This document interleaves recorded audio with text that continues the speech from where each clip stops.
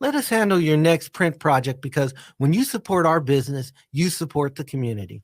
Call 612-870-0777 or visit mpuptown.com. That's mpuptown.com. We print everything. Greg Bakun here. Like you, I love good, fresh, delicious food. So I want to tell you about this treasure in Roseville called Maverick's Real Roast Beef. Maverick's has the best roast beef sandwiches I've ever had. Made fresh every order. Add fries or onion rings dropped in the fryer when ordered, and you have a winning combination. Maverick's Real Roast Beef has a lot more than roast beef, so check out their website, mavericksbeef.com, or check out their restaurant on Lexington in Roseville. With your AM 950 weather, I'm Brett Johnson. Look for partly cloudy skies tonight with a low around 7, Thursday sunny with a high near 34, and Friday partly cloudy with a high around 45. Ditch the ordinary. Transform your meals with Vinaigrette's premium oils and vinegars. From extra virgin olive oils to white balsamic vinegars and wine vinegars, they've had you covered since 2009. Family owned and located at 50th and Xerxes. Explore their offerings at vinaigrettemn.com. Elevate your taste with Vinaigrette. Portions of the following program may be pre-recorded. The views expressed and the opinions given by the individual host, guest, random reptoid, or chupacabra may not necessarily reflect those of AM 950 Radio, its affiliates, or its sponsors. Now, it's time to step into the unknown.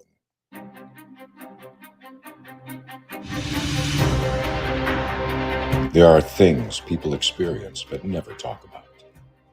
A shadow moving in the corner, flickering of the lights, a disembodied voice. We invite you to talk with us. Share your story, share your experience, because this isn't just your story. This is our story. This is GhostBox Radio with Greg Bakun. And this is GhostBox Radio on AM 950, where every night we talk about the paranormal, ufology, Bigfoot, and so much more. My name is Greg Bakun. Thank you very much for joining me on this Wednesday before Easter, which plays a big part in tonight's program. I also have with me tonight, I have in the other room, Adam. How are you tonight? Doing well, sir. Doing well. We are moving towards the Easter holiday, and I could not be more excited for not only the holiday, because I get to grill for the family, but tonight's guest. Is that the Easter tradition, grilling? It is now. It's happened the last 2 years, so I've kind of been like, you know what? Let's stop the arguments about who's serving where. I got burgers. I got dogs. Bring BYOB. Bring your own butts. Bring your own seats. Come on over. Wow. And yet I didn't get an invite. If you want to. No, I don't, actually. Well, thanks. I'm just kidding. Well, I'm not kidding. Now I'm in a tough spot because I don't want to sound rude or anything, but I also don't want to go to your house. Fair, so, fair. Sometimes I don't want to go there either. So here, tonight I was down in near downtown Minneapolis. I haven't been down there in a long time. It's interesting to see what's still there, what's not there. Mm-hmm. And I was surprised I was able to navigate myself through there. I was out there tonight with my friend Brianna over at Megas, and we were just laughing. We had a good time laughing. We were over at a restaurant. I don't know if you heard of it, called Spitz. I've never heard of it before. Neither have I. It's a Mediterranean restaurant, and it was really, really good. So I enjoyed that quite a bit. I got to give that one a shot. I love Mediterranean food. I had a gyro tonight. It was a chicken one. It was very good. But I mean, what Brianna had and what the other people are getting around us, some really good stuff. They have a lot of cocktails and stuff as well. So fun time was had and a lot of laughs. It was a good night. Right on. I got to try that place called Spitz. Spitz, S-P-I-T-Z. Well, what you mentioned about Mavericks. Oh my God. That Philly is amazing. Did you go? Yeah. That Philly is absolutely amazing. Probably one of the best I've had in, God, I would honestly say about 15, 20 years. Well, I'm glad you went. That was so good. That was very good. We should still get a GhostBox Radio group out there one day. Oh, I think we should. That would be fun. just go and, everyone pay for their own, obviously. Yeah. But, we got to put the disclaimers in now. We don't want to overpromise anything. We're not even going to give transportation. Just meet us there. Yeah. I know I'm making this sound really good. So tonight, I'm excited about this. I really am. I know, Adam, that you've been really excited about the idea of our guest tonight. Our guest is author Robert K. Wilcox. And, I've said this before, and I will always say this, is that it is very clear when I do the show and I talk about religion and stuff, I do stay in the Christianity Catholic arena because that is what I know most. It doesn't mean that we won't venture into other areas, but it's especially around Easter, there is something about those artifacts and those rituals and stuff that I find very interesting. The one that I find the most interesting is the Shroud of Turin. Now, I've been doing this radio show for nearly 10 years, and I have never been able to find somebody who could adequately talk about the Shroud of Turin. There's a Shroud of Turin, it's like an affiliation or something out in Colorado, and I reached out to them many years ago, and they're just like, we don't think you're going to take us seriously. We're not going to be on your program, which is, I think, is a shame because couldn't be any further from the truth. So I think the timing, it all happens at the time for the right reason, and that's tonight. And so the book is called The Truth About the Shroud of Turin, Solving the Mystery. It's available on Amazon. And, even just going back and forth in email, we were just talking about this, and it was a lot of fun. I'm welcoming Robert K. Wilcox. Welcome to GhostBox Radio. Well, thank you very much. I'm glad to be here. I am very glad that you're here. And as we get closer to it, and that was the thing is I was already starting to get overwhelmed with my own excitement to talk about it because, I'd send you like things back in, I think I was trying to actually show you, Robert, that I did know what I was talking about a little bit when it came to, like, we're talking about the burn marks on the shroud and stuff through email. And you're probably like, I already said I'll be on the show. Leave me alone. And that's fair. But I really wanted to just be. I didn't say that. No. I mean, because it was. I'm happy. Yeah. Yeah. So for those who may be unclear, and it's very possible that they are, can you give us a quick overview of what the Shroud of Turin is, please? Yes, it's a 15-foot length of cloth that was wrapped around a dead man who had been crucified, and it wasn't wrapped like a mummy. It's wrapped head to toe and back, and it gives you the impression of both the front and the back of the man who was crucified. Now, until 1898, it was thought to be just as kind of a stick drawing, because on the cloth itself, when you look at it, it just looks like a stick drawing. Mm-hmm. But when they took the first photograph of it, that was the beginning of the Shroud of Turin and everything that we're talking about right now, because the guy who took the photograph, his name was Secondo Pia. It was in Italy. It was in Turin, where the shroud is. As they say, he nearly dropped the plate, his negative plate, because what he saw in his negative suddenly was a positive. Yeah. A real body in rigor mortis, a dead man who had been hurt the same way that the Gospels, that the Bible says that Jesus was hurt. Crucified, whipped,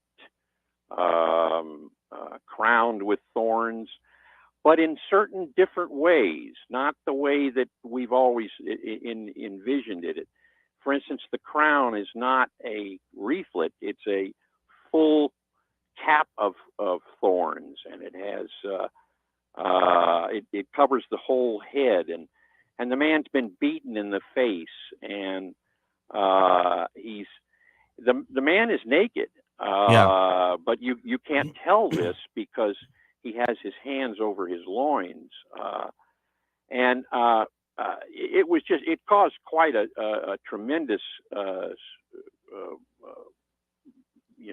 yell out throughout the world in 1898, because it looked like what's going on here. And however, a prelate, a religious man, I believe he was a priest, said, "Oh no, his name was Thurston, I think his name was. Mm-hmm. No, this is just a painting." And they put it away without it died down. And let me tell you, it is not a painting. subsequently, more people began to look at it, and scientist after scientist began to look at the body, and they began to say, this is a real human body. They could identify these various things.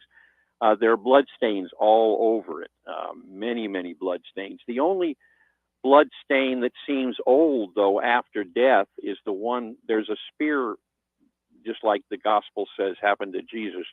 That one there is sort of an effusion of water and blood. Wow. So it began to look really like, I mean, the amount of people who were, I'm sorry, go ahead. No. I've just like, because like you said, the spear with the water and blood, I mean, that is textbook gospel. Absolutely. Yeah. And yet it deviates from the traditional. If this cloth can be traced back to 1354, we have documents that you can count them right back there. There's no question about it. Now, how does a 1354 faker put a negative image of a dead man on a cloth? That's really the beginning of the scientific mystery. There's no way he could have done it. No. Well, and the thing is too, as you mentioned, as I read in the book, once again, folks, is called The Truth About the Shroud of Turin, Solving the Mystery. In the book, you say yourself, when back even the late 1800s, when they're like, well, maybe it's paint. If it was paint and you can call this thing back to the 1300s, that paint would have been gone a long time ago, wouldn't it? Well, that's a good point. But let me tell you, there's no paint on this shroud. No.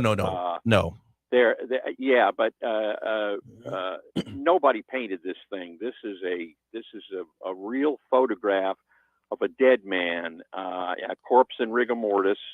There are interesting details to it too. He's been flogged and beaten. There are about 120 whip marks on him, and there was a little dog bone, they theorize, because something chipped out pieces of flesh out of it. I hate to get so but it's nasty about it. Important, but, yeah. This is right out of a Roman flagrum, exactly what they did. He has bruises on his shoulders, like someone who carried a cross. And his knees too, right? Pardon me? And his knees as well, right? Because he kept falling. There are blood marks everywhere. I mean, all over the shroud. And one of the most intriguing thing to me is that all of these blood marks, they came first. The image comes second. It's over the blood mark. Oh, overlaid. And so we know that the man was put into this shroud and he bled on it, and then the image came after it. And I'll just throw something out that's really interesting to me, but all of the blood stains have, 95% of the blood stains have perfect borders on them. So I ask you, if the blood, as it did, dried into the cloth, so that if you have a blood, you've seen a clot on your own hand. Yeah, it'll clot right into the bandage that you have on your hand.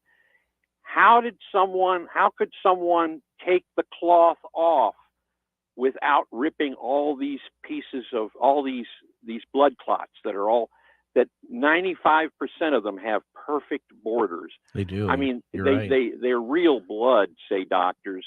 You see the separation of serum and cellular mass in them.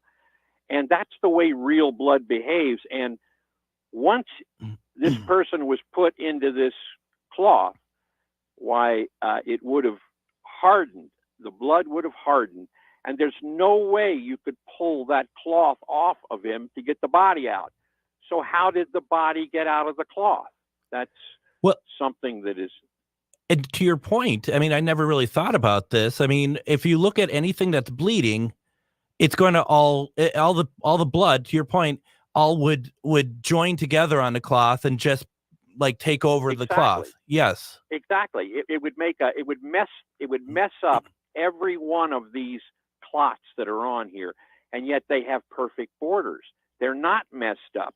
Nobody pulled that cloth off of the body, because the body, it got out of the cloth in some way that is supernatural, and I mean, that's the implication here. So I also like the fact, Robert, that, I mean, I guess this is a way, whether, and we'll talk in the next segment about, who we think this person is, even though we're alluding down that line very strongly.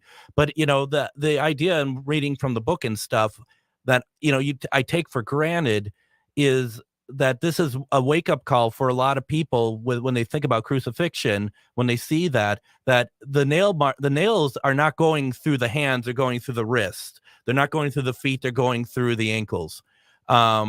Which it makes, exactly, to us, it makes sense now, because that's what supports that person on the cross. But everything that we've always heard, and I think it's kind of said in the Bible, isn't it, that it was hands and feet? Yes, absolutely. And you make a tremendous point there, because, I mean, every depiction I've ever seen always puts the nails through the hands. But the hands won't hold a person on a cross. And this man had his hands way, way up above him. You can see from the blood flows. They're going down the arm. And if you put the nails in the hand, it would rip through from the weight of the body. Yeah. So where they put the nail, and where it is on the Shroud of Turin, it's in a space called Destote's space, which is above of the hand. It's, if you put your hand on your wrist and push down, you'll feel it. It's like a little hole. That's where they put the nail. Oh, yeah. These are realistic details that you just don't get anywhere else, especially in pictures of Jesus on the cross and so on. Absolutely. This is an absolutely fascinating conversation, and I'm loving every second of it. If you have any comments or questions, please put it into the comments on the Facebook Live. Let's do this. Let's take our first break. When we come back, we got a lot more to talk about with the truth about the Shroud of Turin. Our special guest tonight, Robert K. Wilcox. We got so much more to get through. You're listening to GhostBox Radio on AM 950. If you own a holistic or metaphysical business and are looking to expand, then you need to be listed on metamorphosisconnections.com. It's a network where you can grow with like-minded practitioners and reach new clients. Metamorphosisconnections.com is an online directory you need to list yourself and your business. Our platform makes it easy for you to create listings of your products and services, and you can also choose to list your classes, events, and so much more. Metamorphosisconnections.com helps you create weekly and monthly promotional ads targeted towards your potential clients and promotes them for you via social media and newsletter. There are clients searching for your specialty right now. Let us help them find you. Start your listing today so you can share your own unique gifts and talents by finding the level of membership that best fits your needs. Let us help you reach your clients that are searching for what you do. Visit metamorphosisconnections.com and sign up today. Need a stone to change your luck or break a curse? Try larvikite, known for its hex-breaking powers. Need an herb to repel negative spirits? Try rue, used to repel demons and jinn. Want to create a decoy so black magic can't touch you? Make a witch bottle. For more magical advice, visit Magus Books in Minneapolis. We've got the tools and the expert advice you need to succeed against the dark arts. Find us at 1848 Central Avenue Northeast in Minneapolis or at magusbooks.com. The Tilted Tiki, located in downtown Stillwater, helps you get your tropical tiki vibe on with a large selection of fantastic tasting tiki cocktails served in unique and fun glasses, a menu of delicious food ranging from small bites, craft tacos, sandwiches, and more. Plus, don't forget they have live music Wednesday through Saturday nights. Located in downtown Stillwater, the Tilted Tiki is your tropical relaxation restaurant in Minnesota. Visit thetiltedtiki.com. Greg Bakun here. I've told you about the out-of-the-world roast beef sandwiches at Maverick's Real Roast Beef But I haven't told you about their Philly steak sandwiches, turkey, bacon, avocado sandwich, BLT, crispy chicken, fish sandwiches, brisket, or pulled pork. Okay, you get the idea. They make a lot of delicious food to the same standard as their famous roast beef sandwiches, and now I'm starving. I'm going to go to Maverick's Real Roast Beef off Lexington and Roseville, and you need to go too. Check out their menu at mavericksbeef.com.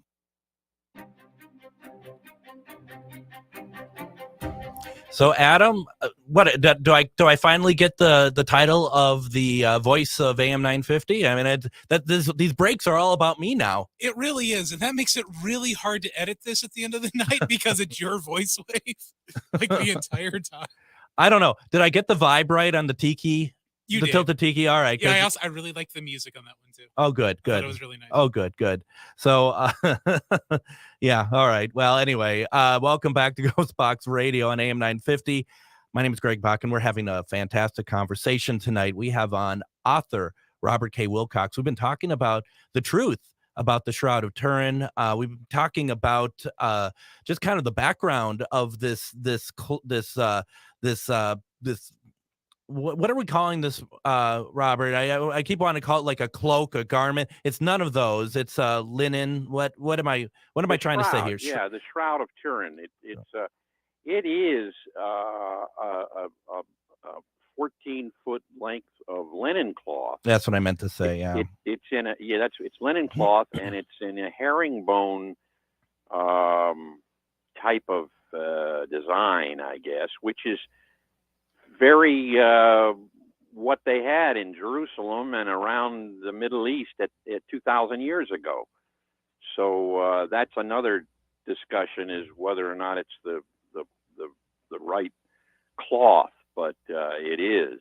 And that was a big debate, though, wasn't it, for a number of years? Because and correct me if I'm wrong, there was carbon dating done to the cloth, but didn't they not grab samples mainly from the area that had been fixed in a fire? Exactly. Yeah, that was a big deal. I remember I had written my first book, which was published by Macmillan, about the Shroud, and I was pretty much believing, as I do now, that the Shroud is the real deal, that it really wrapped Jesus and it has evidence of resurrection. But at that time,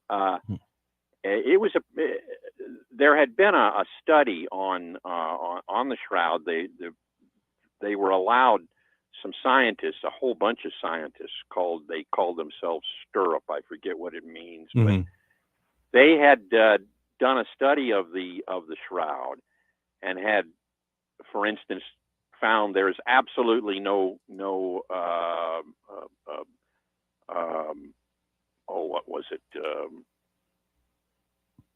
absolutely no paint on it at all, as a stroke. There were some little tiny little. So anyway, that was one of the things they had done, and then they were asked to provide this group of people who were really very anti-Shroud people with a piece of the cloth. And they gave them a piece that was off of the very end of the Shroud. And it was found to be in the 13th century or the 14th century, 1300 somethings, which is right when we could actually put it back there. And they got on TV and said the Shroud is a hoax and so on. And slowly it came to light that they had taken a piece off of a patch into the Shroud, that's what they had dated, which did come from what's the 15th or 13th century, whatever it was that they had said that it was.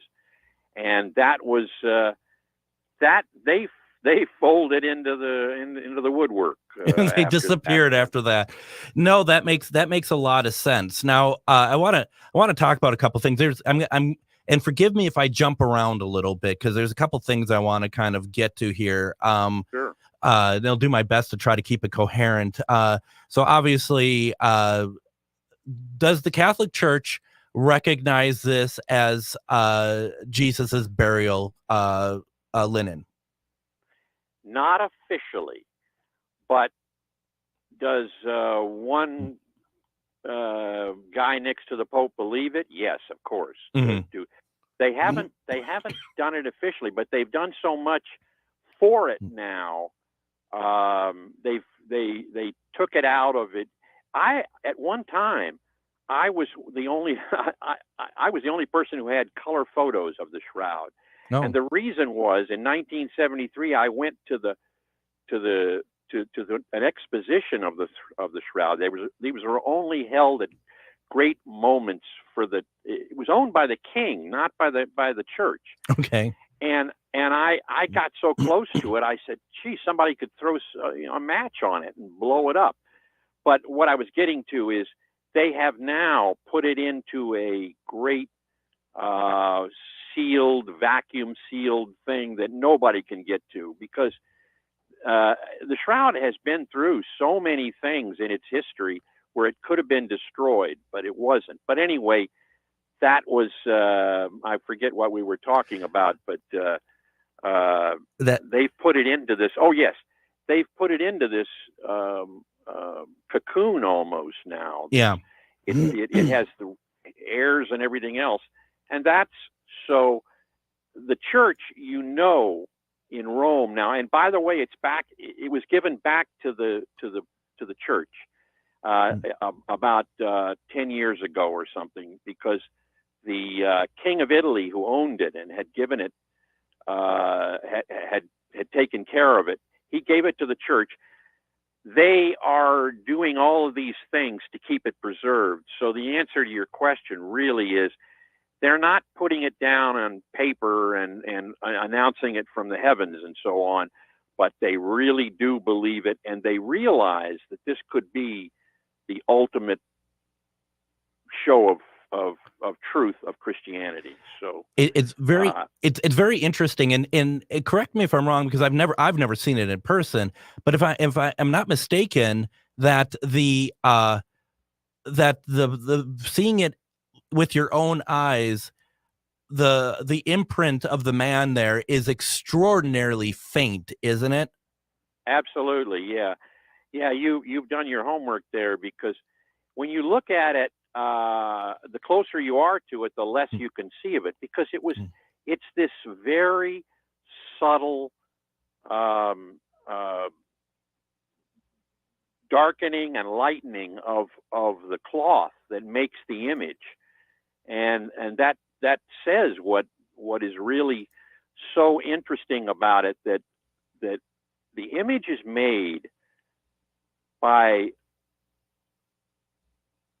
a darkening or lightening of the fibers in the linen in an infinitesimal way. It's each thread actually has many threads in it. And each one of those is, I don't want to say singed. No, they are affected with color, either lighter or darker, in a very minute way around each thread, which you and I couldn't even hold. Right. Something did to that. And nowadays, I think they're getting close to saying it was some sort of cold nuclear explosion, but that's a bad term to use. But there are such things as that would give this kind of blast of heat or light very minutely, that would make this kind of uniform impression, or making so that you can see the image in the negative. And it's also like, and this is what's so amazing about it.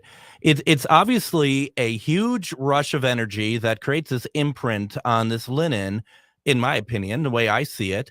But it clearly doesn't do anything to which you would think would damage the linen itself. The only damage that's come to it had been the fire centuries later.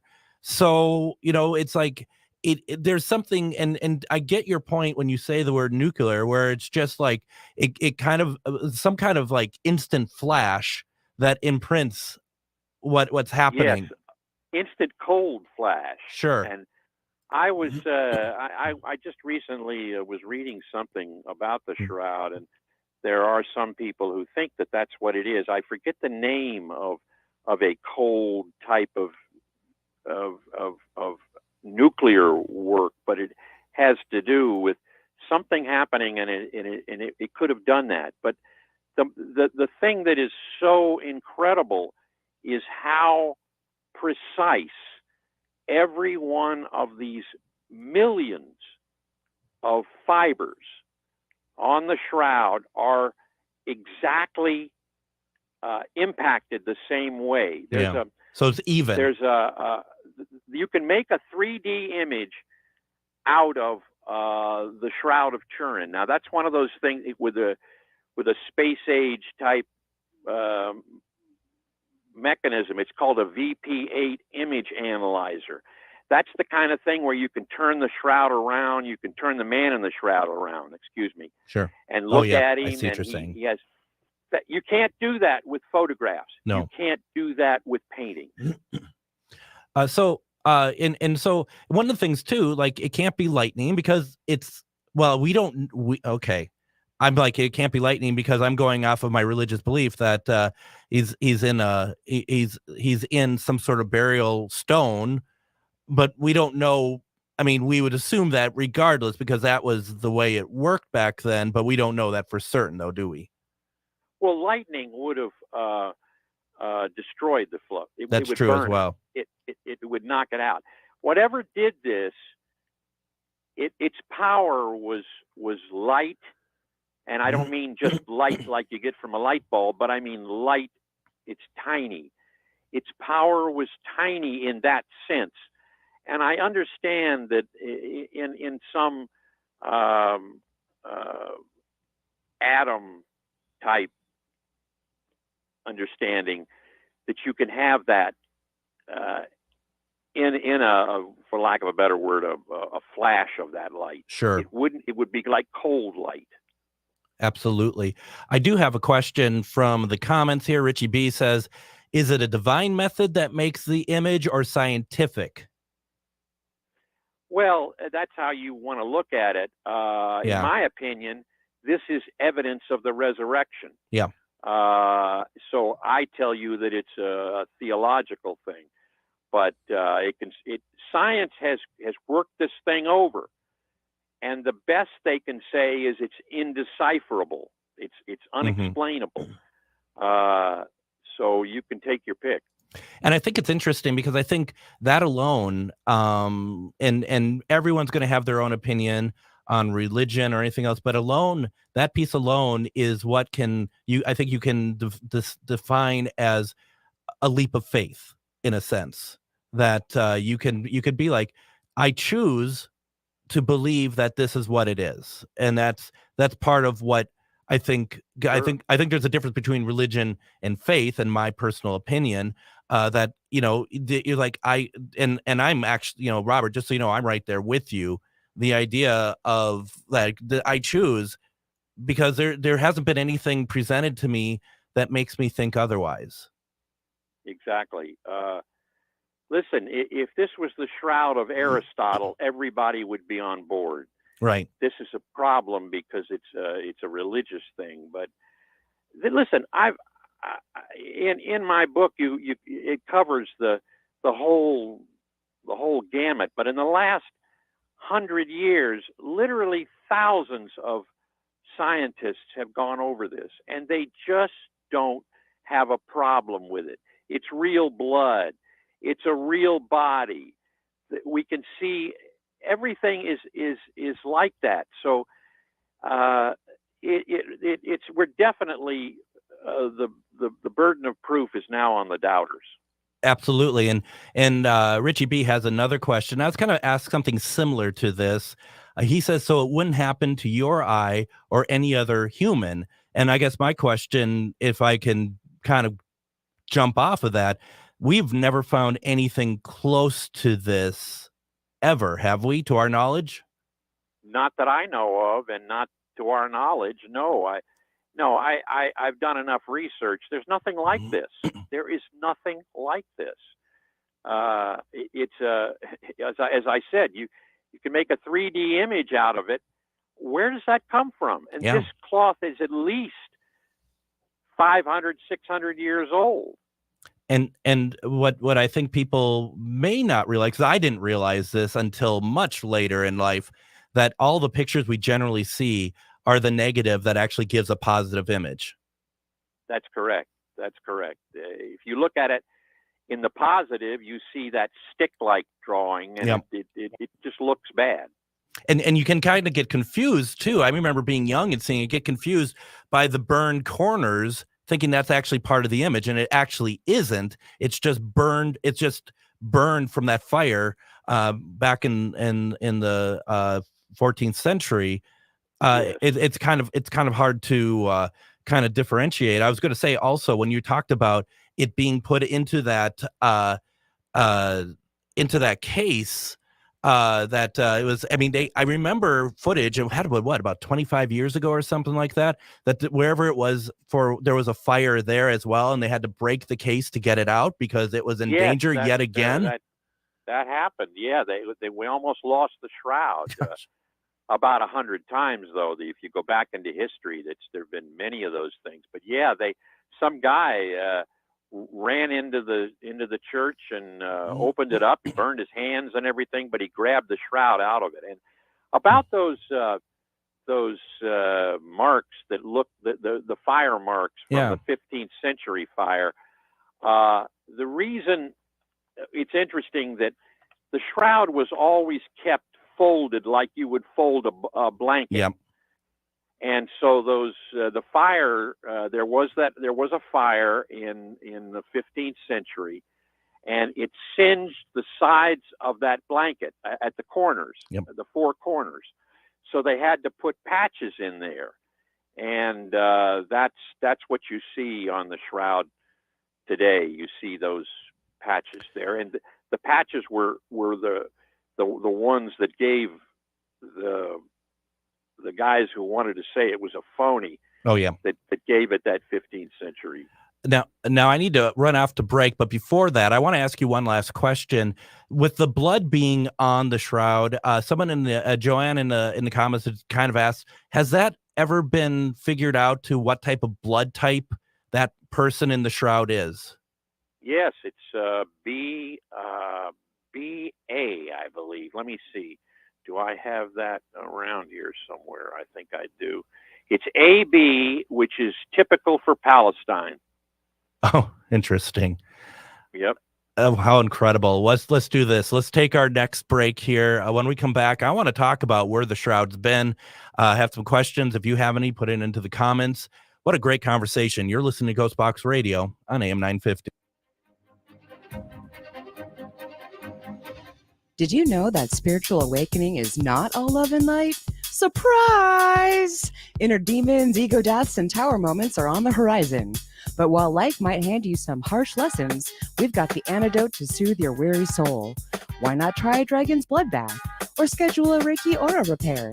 With books, herbs, talismans, candles, and more, we put the Shazam in shadow work. Visit Magus Books at 1848 Central Avenue Northeast in Minneapolis or magusbooks.com. Reach your highest level of consciousness and well-being with MetamorphosisConnections.com.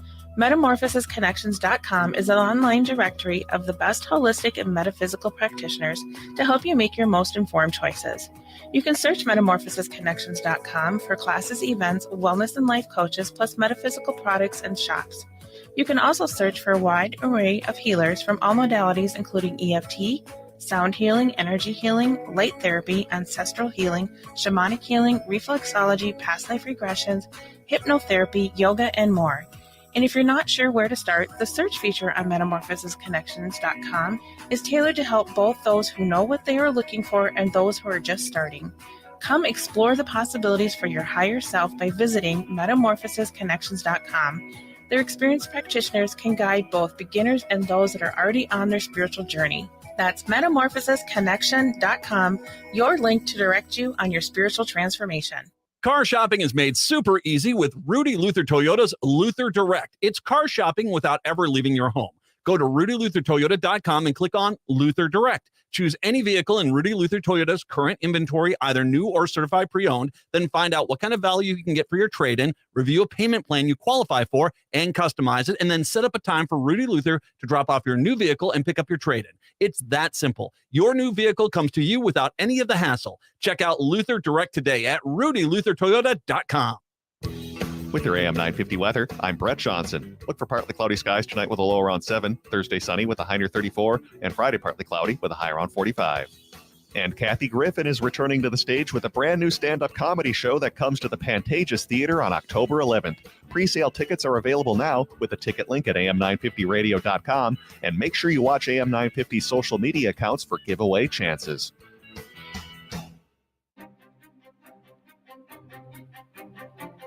And join me tomorrow on GhostBox Radio with Greg Bakun. We're going to replay our interview with author C.L. Thomas. She talks about her book, Dancing with Demons, A Paranormal Encounter.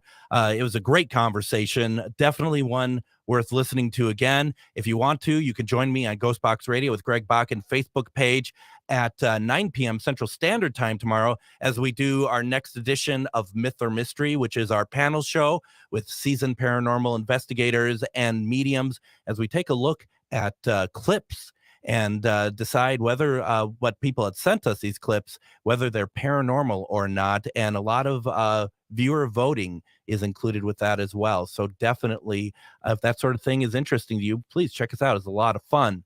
Welcome back to GhostBox Radio. My name is Greg Bakun, and we are talking about the truth about the Shroud of Turin. And I see some people in the comments a little unclear about what the Shroud of Turin is.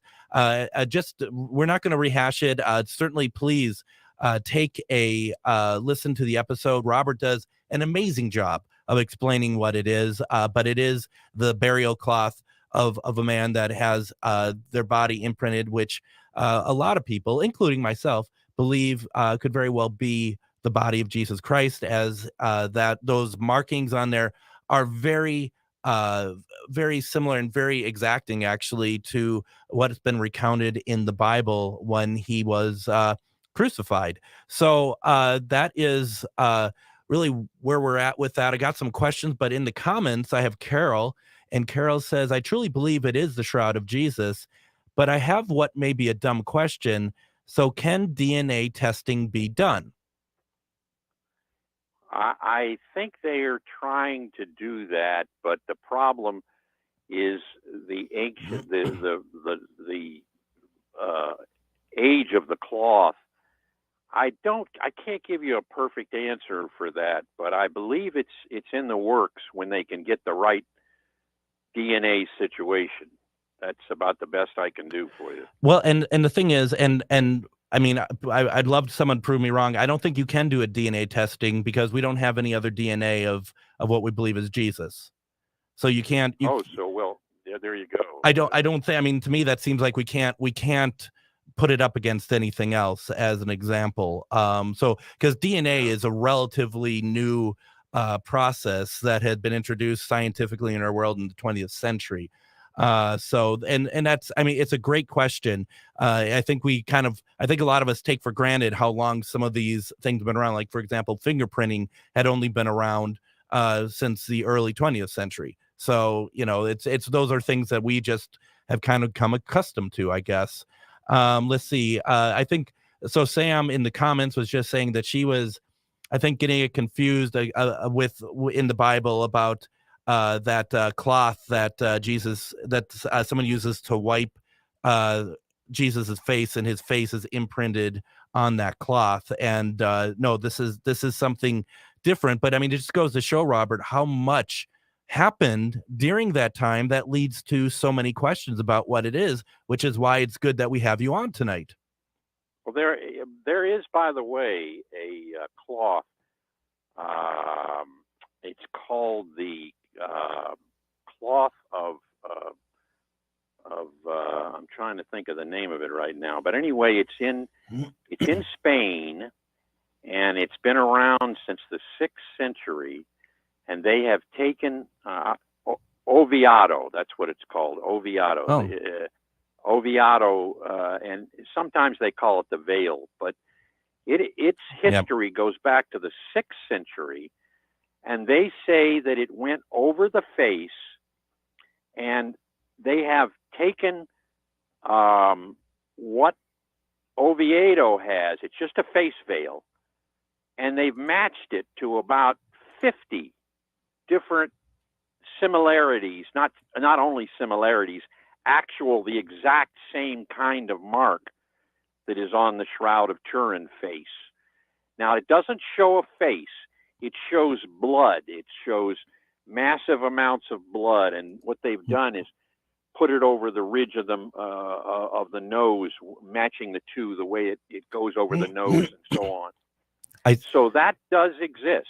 I see that. This is new to me, and Sam brought this up in the comments, and so thank you, Sam, for that. The Sudarium of Oviedo. That's it. Yep. That's it. And I'm looking at it now, and I get it. Wow, incredible. That's the next thing I'm going to be looking at here. So. And then Richie had said we could match ethnicity with DNA, correct? And we kind of talked about that already.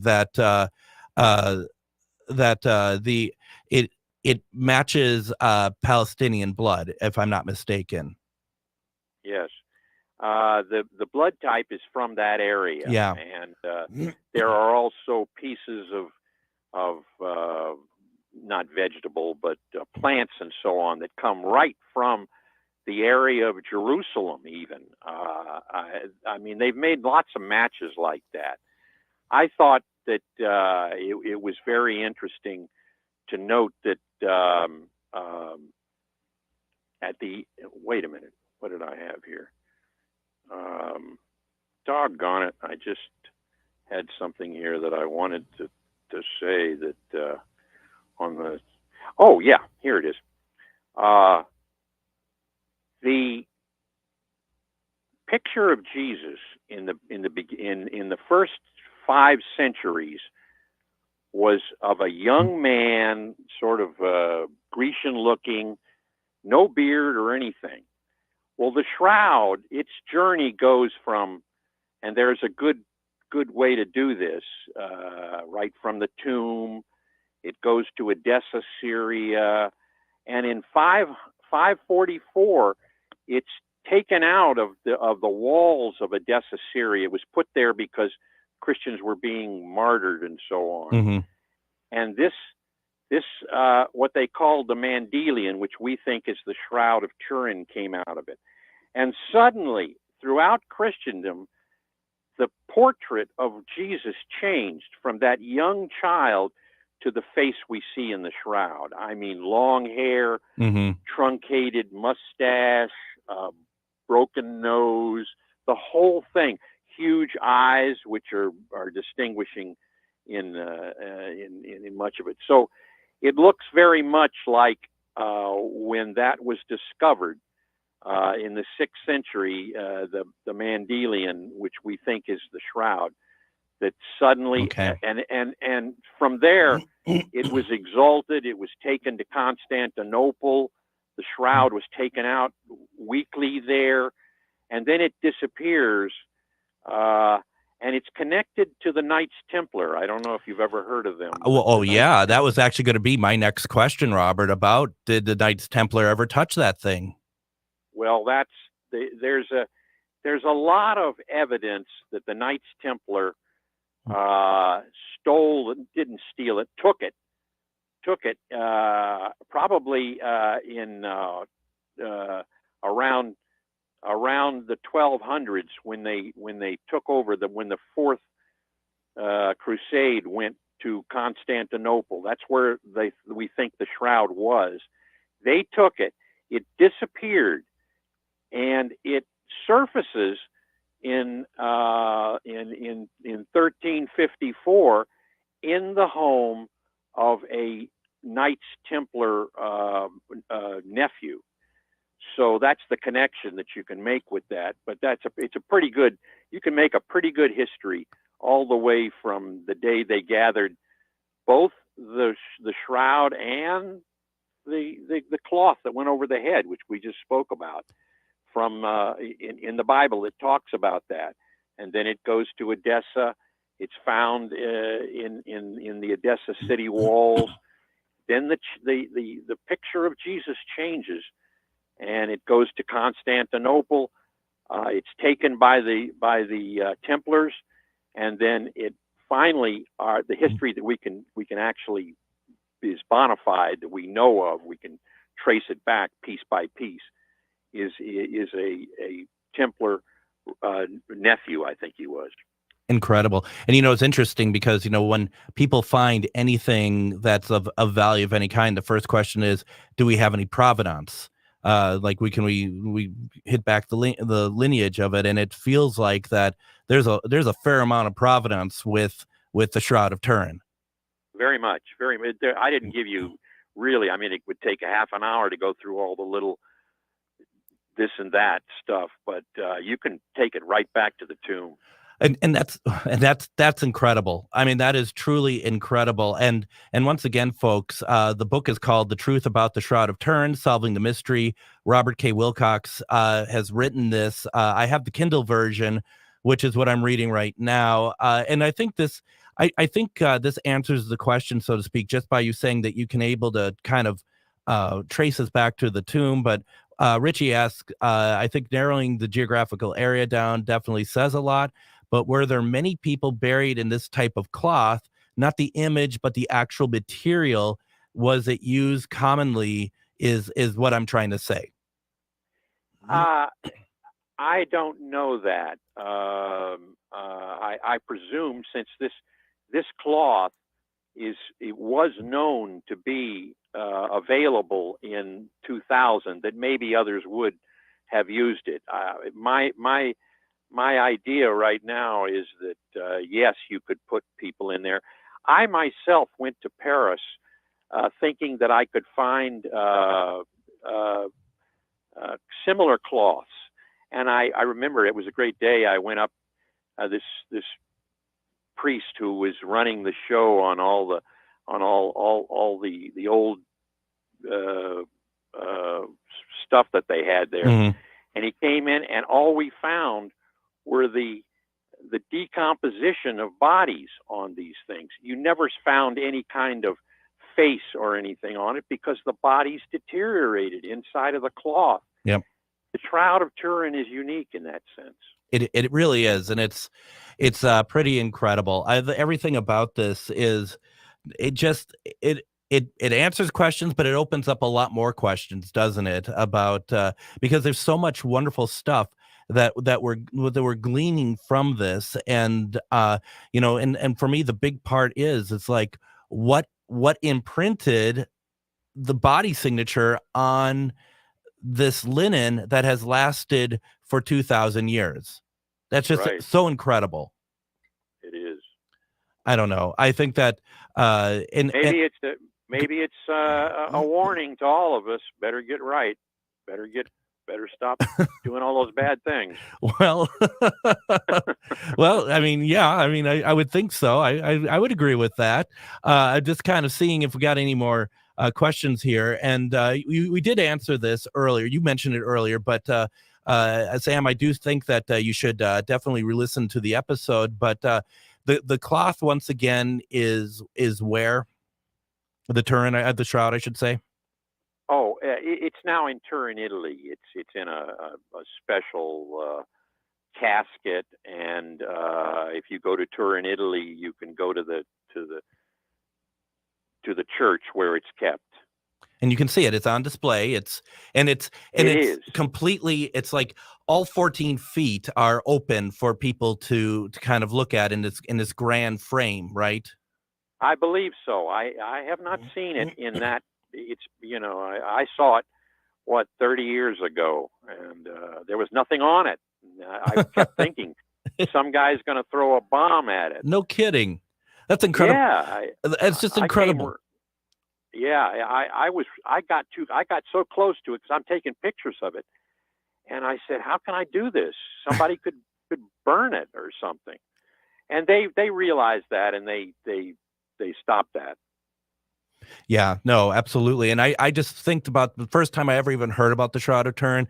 This takes me back a show called In Search Of. That's where I first ever heard of it with Leonard Nimoy. I don't know if you're familiar with the program back in the late 70s. And Yeah, sure, I remember that. yeah, I've heard that. that's where I, and it was a really very intriguing. But thank goodness, Robert, for books like yours, because this is really really important. And we haven't, as Robert mentioned, we haven't talked a whole lot about a lot of stuff that's in the book. I mean, this is just a very general overview. I have to say again, please, if this is an interesting subject to you, and I've been reading it and I love it, The Truth About the Shroud of Turin, Solving the Mystery, written by Robert K. Wilcox. It is available on Amazon. I got the Kindle version. Robert, this was so great. Thank you so very much for taking your time tonight and talking to us about this. Thanks so much, Greg. I appreciate it, and it's a worthy subject. It really is, and maybe we can, once I read the rest of it, maybe we can find a reason to have you come back on and we can talk more. Sure enough. Awesome. Thank you very much, everyone. Have a great night. We'll be back tomorrow with C.L. Thomas, and Friday, Casual Friday. Take care, everyone. Hi, it's Matt McNeil. Listen